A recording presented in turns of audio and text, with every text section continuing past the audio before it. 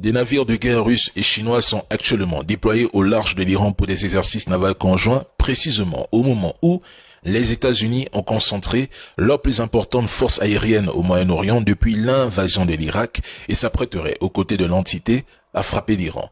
Coïncidence? Non. Le timing est trop parfait pour être accidentel. Il est hautement improbable que les États-Unis et l'entité lancent une attaque directe contre l'Iran alors que des bâtiments de guerre russes et chinois opèrent dans la zone. Ces navires jouent un rôle clair, un bouclier dissuasif politique autant que militaire. Leur présence envoie un message sans ambiguïté.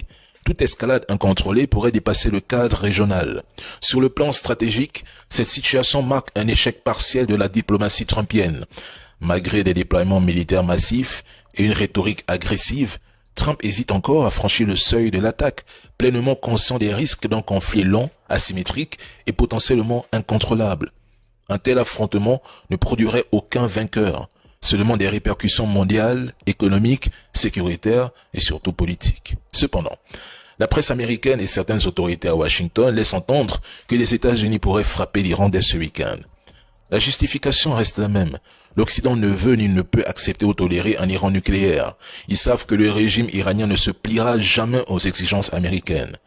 Il n'abandonnera ni son programme nucléaire, ni ses missiles balistiques. Donc, après avoir massivement déployé ses forces, Trump ne peut pas se permettre de perdre la face. Il veut une victoire politique. Pour autant, je reste dans ma logique que l'envoi de troupes au sol est impensable. Ce serait stratégiquement suicidaire. L'Iran n'est pas l'Irak, ni militairement, ni politiquement, ni culturellement. Je le répète depuis 2 ans, ce scénario de troupes au sol est quasi impossible. Si l'Iran rejette maintenant toutes les propositions américaines, la question n'est plus de savoir si l'armée américaine frappera, mais quand?